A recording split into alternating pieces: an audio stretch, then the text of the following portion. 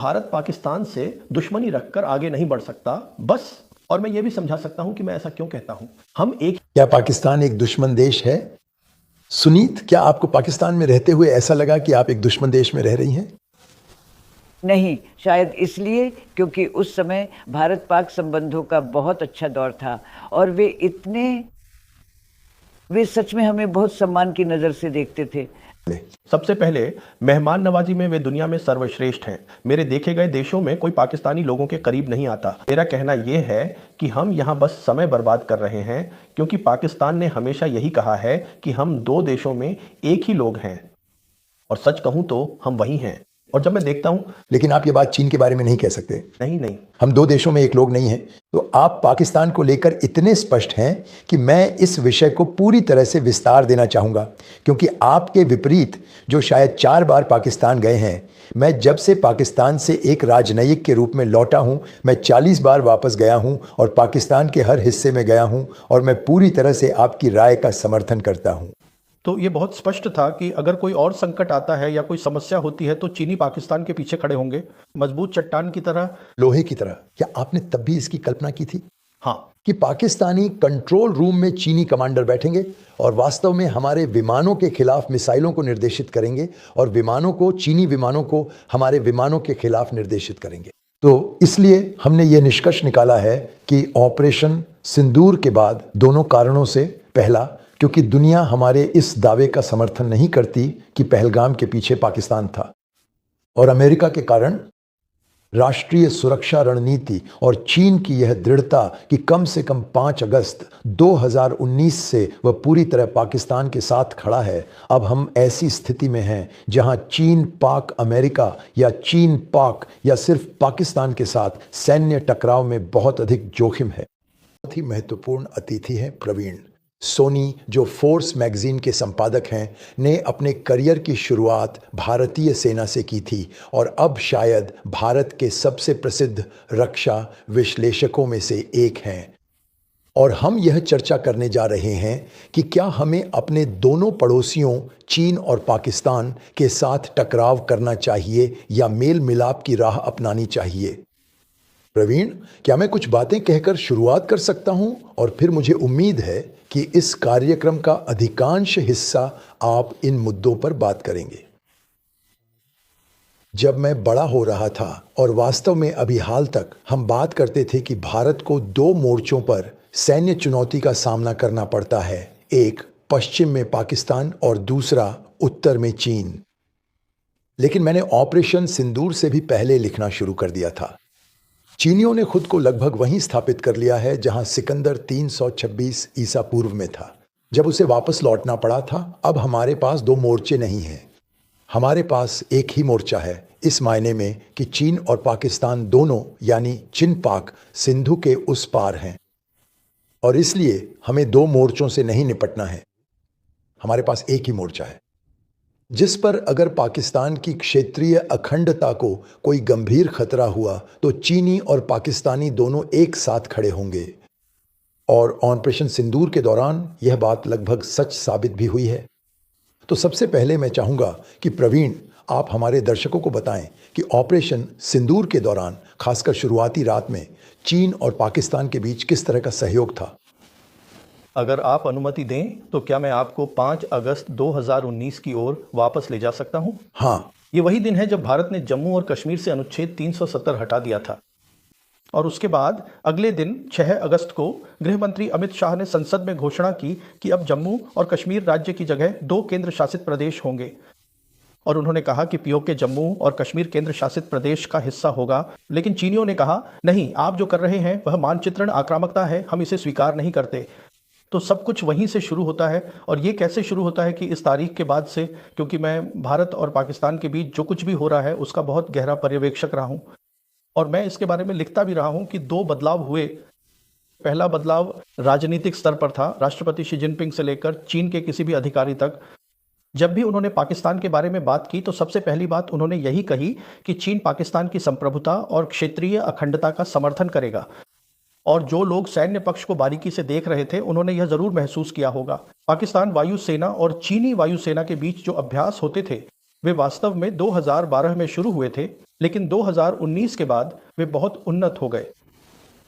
तो ये बहुत स्पष्ट था कि अगर कोई और संकट आता है या कोई समस्या होती है तो चीनी पाकिस्तान के पीछे खड़े होंगे, मजबूत चट्टान की तरह। लोहे की तरह। क्या आपने तब भी इसकी कल्पना की थी हाँ, कि पाकिस्तानी कंट्रोल रूम में चीनी कमांडर बैठेंगे और वास्तव में हमारे विमानों के खिलाफ मिसाइलों को निर्देशित करेंगे और चीनी विमानों को हमारे विमानों के खिलाफ निर्देशित करेंगे? हमें बताइए कि भारत के संदर्भ में युद्ध की स्थिति में इस नए पाकिस्तान चीन सैन्य संबंध के प्रकट होने के बारे में क्या हुआ? आप जानते हैं मेरी समझ थोड़ी अलग है। मेरी समझ, जिसे मैंने अपनी किताब द लास्ट वॉर में भी लिखा है, जो 2022 में आई थी, ये है कि पाकिस्तानियों को बहुत अच्छी तरह से प्रशिक्षित किया गया है। और मेरा मानना है कि पाकिस्तान एयरफोर्स अच्छी ट्रेनिंग, उपकरणों और उन उन्नत अभ्यासों की वजह से जो उन्होंने साथ में किए हैं, इतनी सक्षम है कि वे सब कुछ खुद ही कर सकते हैं।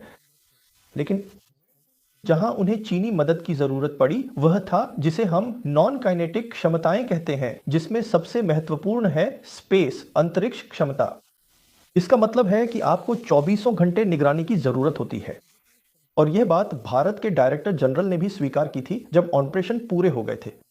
एक अधिकारी थे, लेफ्टिनेंट जनरल राजीव घई, जिन्होंने कहा कि हाँ, वे जानते थे कि क्या हो रहा है।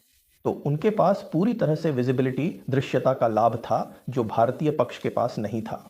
क्योंकि यह बहुत मायने रखता है कि आपको पता हो कि दूसरी तरफ की तैनाती और स्थिति क्या है। इसी वजह से 6 से 7 मई की रात को जब हमने अपना ऑपरेशन किया और उन्होंने अपना काउंटर ऑपरेशन किया, और अगले दिन यानी 8 मई को पाकिस्तान एयरफोर्स के एक वरिष्ठ अधिकारी एयर वाइस मार्शल औरंगजेब ने अंतर्राष्ट्रीय मीडिया के लिए एक ब्रीफिंग की, जिसमें उन्होंने कहा कि हम तैयार थे और हमारे पास भारतीय पक्ष के सभी विमानों की इलेक्ट्रॉनिक पहचान थी और वह झूठ नहीं बोल रहे थे।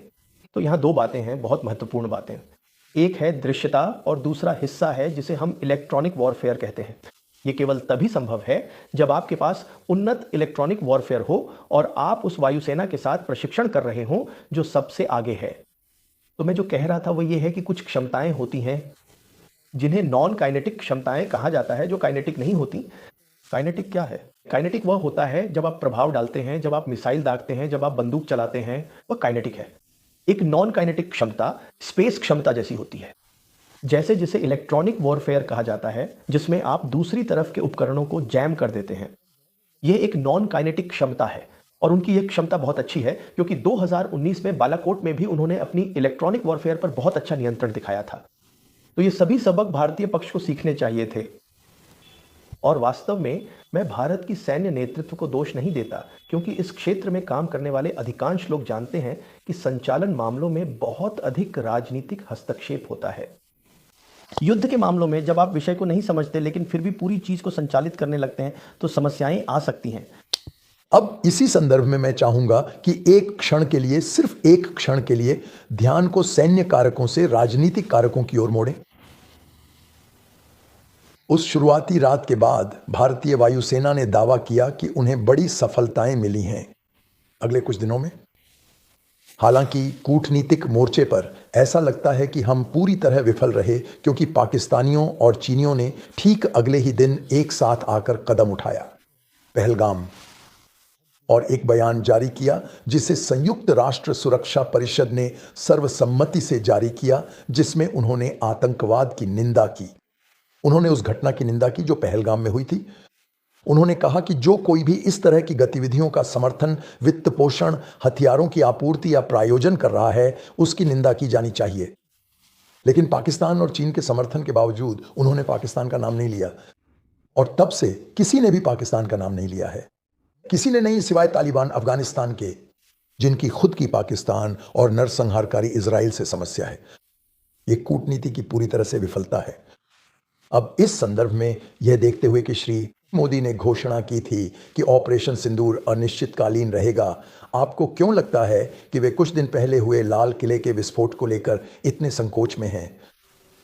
देखिए, ऑपरेशन सिंदूर के बाद जो हुआ है वह यह है कि प्रधानमंत्री ने सार्वजनिक रूप से कुछ रेड लाइंस तय कर दी थी। पहली बात, उन्होंने कहा कि ऑपरेशन सिंदूर फिलहाल रुका हुआ है। दूसरी बात जो उन्होंने कही और जो सबसे महत्वपूर्ण है, उन्होंने सार्वजनिक रूप से कहा कि किसी भी आतंकी हमले को युद्ध की कार्रवाई माना जाएगा।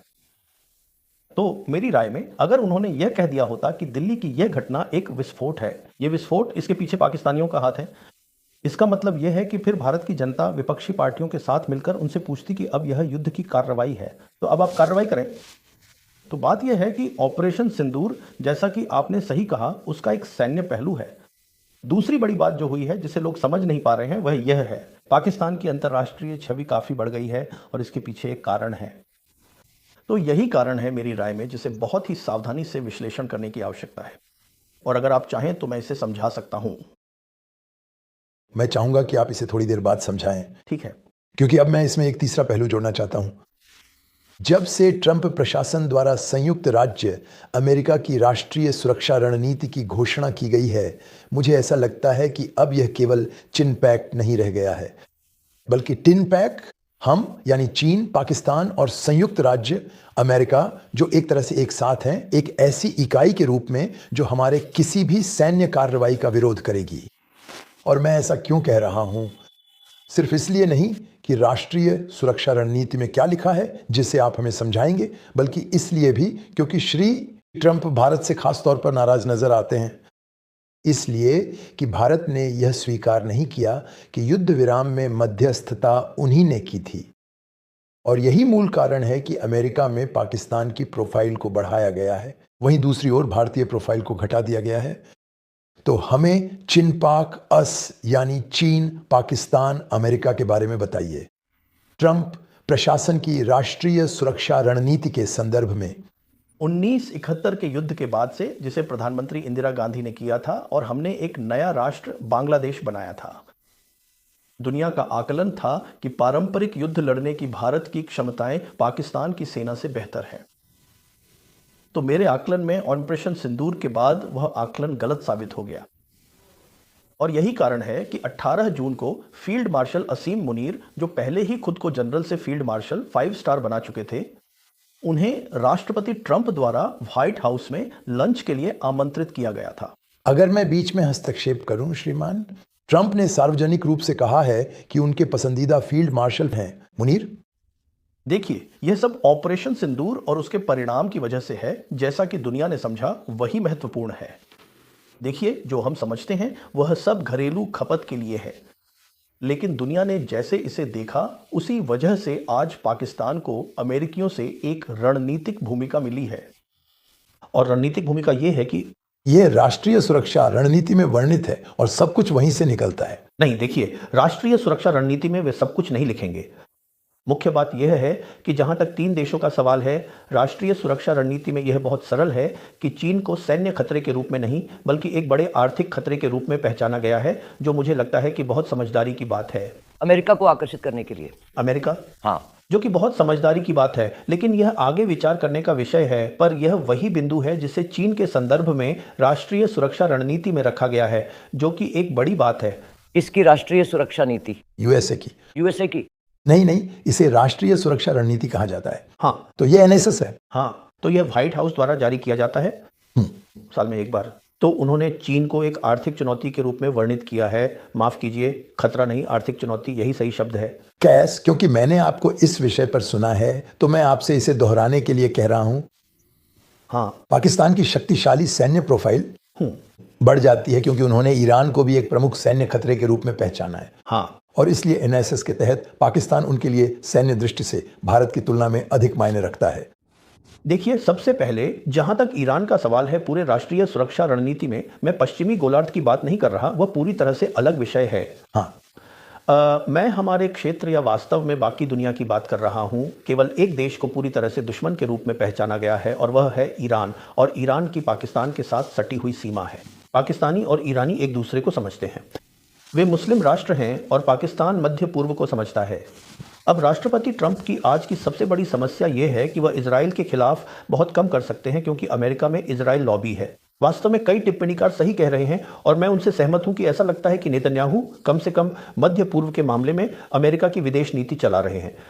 अब यहां तो उनके लिए रास्ता यह है कि वे इस पर नजर रखें कि क्या हो रहा है। और दिलचस्प बात यह है कि उन्होंने जो किया है, 3 क्षेत्र जिन्हें हमने अलग अलग क्षेत्र के रूप में देखा था, जिसमें मध्य पूर्व शामिल है। हम इसे पश्चिम एशिया भी कहते हैं। पश्चिम एशिया, मध्य एशिया और दक्षिण एशिया। और वहां आसिफ मुनीर की प्रोफाइल बढ़ गई है। ट्रंप चाहे जितना भी उन्हें पसंद करें, वह आसिफ मुनीर से हर दिन बात नहीं कर सकते। तो जो व्यक्ति उनसे नियमित रूप से बात करेगा वह सर्जियो घोर है। असल में मैंने अपने एक शो में तर्क दिया है कि भारत में उनके पास करने के लिए बहुत कम है, क्योंकि भारत में और राष्ट्रीय सुरक्षा रणनीति भी इसकी पुष्टि करती है कि भूमिका केवल व्यावसायिक सौदों तक ही सीमित है। और व्यावसायिक सौदा, जो कि बहुत दुर्भाग्यपूर्ण बात है। ट्रंप प्रशासन की विदेश नीति क्या होगी, इसका इंतजार करने और देखने के बजाय कुछ ही हफ्तों में हमने देखा 20 जनवरी को वे राष्ट्रपति के रूप में शपथ ले चुके थे और 13 फरवरी को प्रधानमंत्री मोदी तब व्हाइट हाउस में थे, संयुक्त बयान पर हस्ताक्षर कर रहे थे। और संयुक्त बयान में जो हमने हस्ताक्षरित किया उसमें बिना उनकी मांग के हमने उन्हें मिशन 500 की पेशकश कर दी। इसलिए हमने ये निष्कर्ष निकाला है कि ऑपरेशन सिंदूर के बाद दोनों कारणों से, पहला, क्योंकि दुनिया हमारे इस दावे का समर्थन नहीं करती कि पहलगाम के पीछे पाकिस्तान था, और अमेरिका के कारण राष्ट्रीय सुरक्षा रणनीति और चीन की यह दृढ़ता कि कम से कम 5 अगस्त 2019 से वह पूरी तरह पाकिस्तान के साथ खड़ा है। अब हम ऐसी स्थिति में हैं जहां चीन पाक अमेरिका या चीन पाक या सिर्फ पाकिस्तान के साथ सैन्य टकराव में बहुत अधिक जोखिम है। क्या यह टकराव को बदलने का समय है? दोनों चीन और पाकिस्तान के साथ सुलह में बदलने का समय है। आप देखिए, मैं इन दोनों बातों को अलग करना चाहूंगा। देखिए, जब हम सैन्य मामलों की बात करते हैं तो हम क्षमताओं के निर्माण की बात कर रहे होते हैं। युद्ध करना एक मंशा है, लेकिन क्षमताएं विकसित करने में समय लगता है। जहां तक शांति का सवाल है, मैं लंबे समय से इसका पक्ष धर रहा हूं। हमें चीन के साथ सामान्य शांति की आवश्यकता है और हमें पाकिस्तान के साथ भी शांति चाहिए। क्यों? क्योंकि मेरा मतलब है, आप इस क्षेत्र के विशेषज्ञ हैं, लेकिन मेरी विदेश नीति की समझ यह है कि भारत के संदर्भ में विदेश नीति का कार्य अन्य कारकों के अलावा जिन्हें आपको ध्यान में रखना होता है, जैसे भूगोल वगैरह, यह है कि हमारे पास 80 करोड़ या 8 मिलियन लोग हैं जो गरीबी रेखा से नीचे हैं। और खुद प्रधानमंत्री ने भी कहा है कि वे मुफ्त सुविधाएं पा रहे हैं। तो हमें इस पर ध्यान देना होगा। और जब आपके देश की आबादी 1.4 अरब हो तो केवल सेवा क्षेत्र पर्याप्त नहीं होगा, आपको औद्योगिकरण की ओर बढ़ना होगा। और चीन वही एक देश है जिसने इसे सफलतापूर्वक किया है। मैं काफी समय से यह तर्क दे रहा हूं और अब वह अगले स्तर और फिर अगले स्तर की ओर बढ़ रहा है। तो प्रबंधन के बारे में हम उनसे बहुत कुछ सीख सकते हैं। संभवतः वे हमारे देश में निवेश भी कर सकते हैं।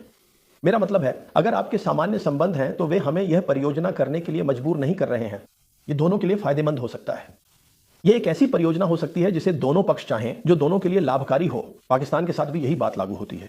मेरा बहुत दृढ़ मत है कि भारत पाकिस्तान से दुश्मनी रखकर आगे नहीं बढ़ सकता, बस। और मैं ये भी समझा सकता हूं कि मैं ऐसा क्यों कहता हूं। हम एक ही सभ्यता हैं। मैं आपको हमारे अतीत के बारे में थोड़ा बताना चाहता हूं। कराची में मेरा व्यक्तिगत अनुभव, जहां मैंने 3 साल सेवा की थी, वो तीनों साल वह मेरे साथ थीं। और एक छोटी सी घटना यह हुई कि जब हमें भारत के एक पूर्व युद्धबंदी द्वारा डिनर पर बुलाया गया तो वह शाम बहुत सुखद थी। जब हम वापस पैदल लौट रहे थे तो सुनीत ने मुझसे पूछा, क्या यह दुश्मन देश है? और पिछले 40 वर्षों से यह सवाल मेरे मन में है, क्या पाकिस्तान एक दुश्मन देश है? सुनीत, क्या आपको पाकिस्तान में रहते हुए ऐसा लगा कि आप एक दुश्मन देश में रह रही हैं? नहीं, शायद इसलिए क्योंकि उस समय भारत पाक संबंधों का बहुत अच्छा दौर था और वे सच में हमें बहुत सम्मान की नज़र से देखते थे। भारतीयों के लिए वे सोचते थे कि हमारा सिनेमा उनके सिनेमा से कहीं बेहतर है। वह समय वाकई शानदार था। हमारा इतिहास भी बहुत अच्छा था और हमारा संबंध बहुत प्राचीन काल से रहा है और हमारे नेताओं का वहाँ बहुत बड़ा जनसमर्थन था। हमारे वस्त्र, हमारे हस्तशिल्प, सब कुछ उनके लिए बहुत आकर्षक था, आप जानते हैं। और हम वहाँ जैसे लॉर्ड और लेडी मणिशंकरैया की तरह थे। उन्होंने हमें बहुत सम्मान दिया। लेकिन बात यह है कि इंसानियत हर जगह एक जैसी होती है। मैं एक सेना अधिकारी की बेटी हूँ जो युद्ध में मारे गए थे, द्वितीय विश्व युद्ध के अंत के समय, जब मैं सिर्फ 18 महीने की थी। कृपया अब आप बोले। सबसे पहले, मेहमान नवाजी में वे दुनिया में सर्वश्रेष्ठ हैं। मेरे देखे गए देशों में कोई पाकिस्तानी लोगों के करीब नहीं आता। दूसरी बात यह है कि जहां तक राजनीति का सवाल है, राजनीतिक नेताओं का सवाल है, तो मुझे कहना होगा कि 2022 में उन्होंने इमरान खान के खिलाफ यह कदम उठाया। उस समय इमरान खान अभी भी प्रधानमंत्री थे और उन्होंने अपनी पहली राष्ट्रीय सुरक्षा नीति जारी की थी। और मुझे लगता है कि मैं भारत से एकमात्र व्यक्ति था जिसे उन्होंने इसके लिए आमंत्रित किया था। और प्रधानमंत्री के साथ साथ सेना प्रमुख जनरल बाजवा, उन्होंने भी इस पर बात की थी। और इसके बाद आप जानते हैं, उस बातचीत के बाद मुझे जनरल बाजवा से बात करने का मौका मिला और जनरल बाजवा ने यह बहुत स्पष्ट रूप से कहा कि हम भारत के साथ शांति चाहते हैं। और यही बात मुझे भी बताई गई थी। मैं सिंधु से पहले की बात कर रहा हूँ, मुझे नहीं पता कि अब क्या वहाँ की स्थिति अब क्या है। तो उनका कहना बहुत स्पष्ट है कि हाँ, कश्मीर एक मुद्दा है, लेकिन ऐसा नहीं है कि कश्मीर को कल ही हल करना है। वे ऐसा नहीं कह रहे हैं। वे कह रहे हैं आइए बात करें। तो बात यह है कि अब निश्चित रूप से मैं सरकार की मजबूरी को समझ सकता हूं। कुछ वैचारिक कारण हैं जिनकी वजह से हम बात नहीं कर सकते। मेरा कहना यह है कि हम यहां बस समय बर्बाद कर रहे हैं, क्योंकि पाकिस्तान ने हमेशा यही कहा है कि हम दो देशों में एक ही लोग हैं, और सच कहूं तो हम वही हैं। और जब मैं देखता हूं, लेकिन आप ये बात चीन के बारे में नहीं कह सकते। नहीं, हम दो देशों में एक लोग नहीं हैं। तो आप पाकिस्तान को लेकर इतने स्पष्ट हैं कि मैं इस विषय को पूरी तरह से विस्तार देना चाहूँगा, क्योंकि आपके विपरीत जो शायद 4 बार पाकिस्तान गए हैं, मैं जब से पाकिस्तान से एक राजनयिक के रूप में लौटा हूँ, मैं 40 बार वापस गया हूँ और पाकिस्तान के हर हिस्से में गया हूँ, और मैं पूरी तरह से आपकी राय का समर्थन करता हूँ। लेकिन मैं चाहता हूं कि हम निष्कर्ष पर पहुंचने से पहले, आपने पाकिस्तान के विषय में बहुत अच्छा किया है। मैं केवल इतना जोड़ना चाहूंगा कि हमें कश्मीर को राज्य का दर्जा वापस देना चाहिए। यह तुरंत पाकिस्तान और चीन के लिए दरवाजा खोल देगा। दूसरी बात जो हमें करनी चाहिए वह यह है कि हमें ऑपरेशन सिंदूर को अनिश्चित काल के लिए नहीं छोड़ना चाहिए, बल्कि इसे समाप्त कर देना चाहिए। यही अंत है, यह खत्म हो गया है। तीसरी बात जो हमें करनी चाहिए वह है एसएक को फिर से शुरू करना। और चौथी बात जो हमें करनी चाहिए वह है पाकिस्तान के साथ एक निर्बाध और अबाध्य संवाद शुरू करना। और मुझे संदेह है कि आप इस बात से अवगत हैं। मेरी ओर से इन सभी बातों पर मैं अब चीन के संदर्भ में चीन की ओर रुख करना चाहूँगा। आपके अनुसार उनके साथ टकराव के बजाय मेल मिलाप के लिए हमें कौन सी 3 या 4 सबसे महत्वपूर्ण बातें करनी चाहिए? देखिए, पहली बात यह है कि सीमा का मुद्दा एक जटिल मुद्दा है, तो हमें यह स्वीकार करना होगा कि यह जटिल है। अब वे जो कह रहे हैं वह यह है कि चलिए सीमा पर बात करते हैं और समग्र संबंधों का निर्माण करते हैं। और मैं जानता हूं कि सीमा का मामला आसान नहीं है। मैं आपको एक उदाहरण दूंगा कि मैं ऐसा क्यों कहता हूं। एसआर यानी विशेष प्रतिनिधि, यह तब गठित हुआ था जब प्रधानमंत्री वाजपेयी 2003 में चीन गए थे। और एसआर का मुख्य कार्य हमारी ओर से और उनकी ओर से, आरएनएसए और उनके व्यक्ति का बहुत ही सरल था कि आप सीमा समाधान को देखें। लेकिन आज जो वे कर रहे हैं वह यह है कि वे सीमा प्रबंधन को देख रहे हैं, क्योंकि यह अचानक बहुत महत्वपूर्ण हो गया है जब से वास्तविक नियंत्रण रेखा बदल गई है। तो मेरा कहने का मतलब यह है कि सीमा को एक तरफ रखें, मतलब उस पर बातचीत करते रहें। इसमें कोई हानि नहीं है, लेकिन उनके दावे बने हुए हैं और उन दावों को गंभीरता से लें। इसका मतलब यह नहीं है कि आप उनसे युद्ध करें, अपनी सैन्य क्षमताओं का निर्माण करें, लेकिन उसके लिए आपको शांति चाहिए। मैं इस बिंदु पर बस ये पूछना चाहता हूं, क्या आप पाकिस्तान को ब्रिक्स में शामिल करने के पक्ष में हैं? क्योंकि चीनी लोग इसके लिए दबाव डालने वाले हैं। नहीं, हमें यह करना ही चाहिए। ये बिल्कुल जरूरी है, क्योंकि अगर अब देखिए, पाकिस्तान दोनों के लिए आवेदन कर चुका है। वे ब्रिक्स में भी शामिल होना चाहते हैं और वे ब्रिक्स बैंक में भी शामिल होना चाहते हैं, जिसे कहा जाता है न्यू डेवलपमेंट बैंक। वे वहां होना चाहते हैं और हमें इसे शालीनता से स्वीकार करना चाहिए, क्योंकि हमें पाकिस्तान के साथ शांति की तलाश करनी चाहिए। देखिए, अगर आप देखें, मेरा मतलब है, कोई भी अगर नक्शे पर एक सरसरी नजर डाले तो समझ जाएगा कि हमें पाकिस्तान को बाईं ओर छोड़कर फिर इस तरफ क्यों जाना चाहिए। आप जानते हैं, अंतरराष्ट्रीय उत्तर दक्षिण व्यापार गलियारे की तलाश करें और ईरान जाएं, और ईरान पाकिस्तान का दोस्त है। वे हमारे दोस्त नहीं हो सकते, क्योंकि हमने इजराइल ईरान युद्ध में इजराइल का पक्ष लिया था। तो हम ये जटिलता क्यों पैदा कर रहे हैं? आज हमारे पास नए बहुध्रुवीय विश्व में अवसर है। आइए चीजों को सरल बनाएं, आइए बातचीत शुरू करें। वे शांति चाहते हैं। जी हाँ दोस्तों, परवीन सुहानी ने भी कहा है और बाकी साफियों ने भी यही कहा है कि जब वो पाकिस्तान आए तो यहाँ आकर मेहमान नवाजी इज़्ज़त ने उन्हें हैरान कर दिया। पाकिस्तान के लोग वाकई लाजवाब हैं। हर शख्स इज़्ज़त और मोहब्बत से पेश आता है। यही वजह है कि पाकिस्तान की शोहरत और मकाम दुनिया में बुलंद है। ये कौम सच में दिल से मेहमान नवाज, बहादुर और शानदार है, और ये सब कुछ देखकर कोई भी आपके साथ नहीं रह सकता मगर पाकिस्तान की ताकत को माने बगैर। जैसा कि दोस्तों परवीन सुहानी कहते हैं कि भारत पाकिस्तान से दुश्मनी रखकर कभी भी आगे नहीं बढ़ सकता।